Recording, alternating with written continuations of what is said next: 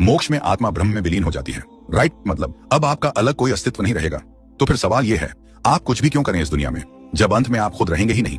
क्योंकि आत्मा का उद्देश्य है संसार से मुक्त होकर उस परम सत्ता में लीन होना। यही शाश्वत शांति है। अगर लीन होने से अलग अस्तित्व ही ना रहे तो फिर आपको उस शांति का एहसास कैसे होगा? क्योंकि एहसास तो तभी होता है जब मैं बचा हूं। अहंकार मिट जाता है, मैं का भाव खत्म हो जाता है, और वही मोक्ष है।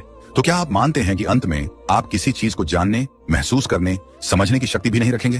वो सब द्वैत में होता है, मोक्ष में सब एक हो जाता है।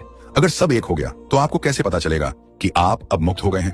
कोई अनुभव बचा ही नहीं तो मोक्ष की अनुभूति भी कैसे? वो अनुभूति सांसारिक नहीं होती, वो ब्रह्म ज्ञान होता है। लेकिन ज्ञान भी तो जानने वाला चाहता है ना? जब जानने वाला ही विलीन हो गया तो ज्ञान किसको मिलेगा?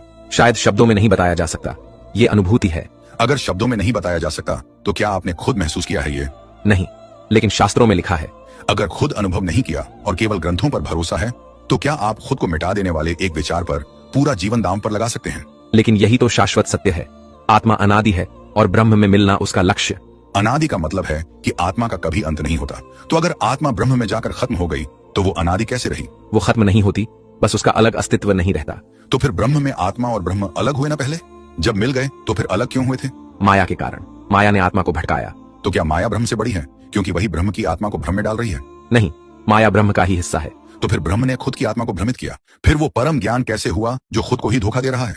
ये सब बहुत गूढ़ बातें हैं, समझने के लिए अभ्यास और ध्यान चाहिए। ध्यान भी तब होगा जब मैं हूं, लेकिन जब अंत में वो मैं ही नहीं रहेगा तो क्या वो सब अभ्यास बेकार नहीं हो गया?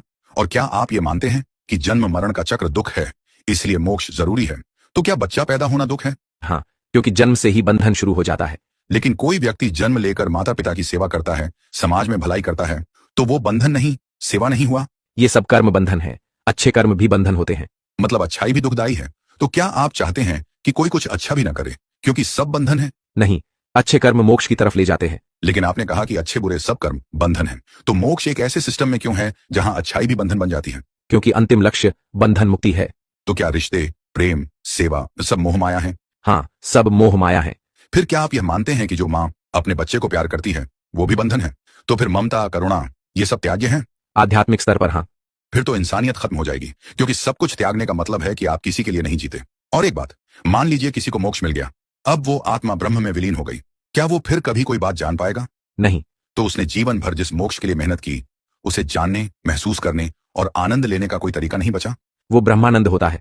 लेकिन आनंद भी तब होता है जब कोई आनंद लेने वाला हो। जब वो भी नहीं बचा तो आनंद किसे?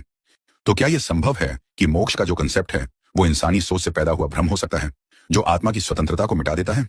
हो सकता है।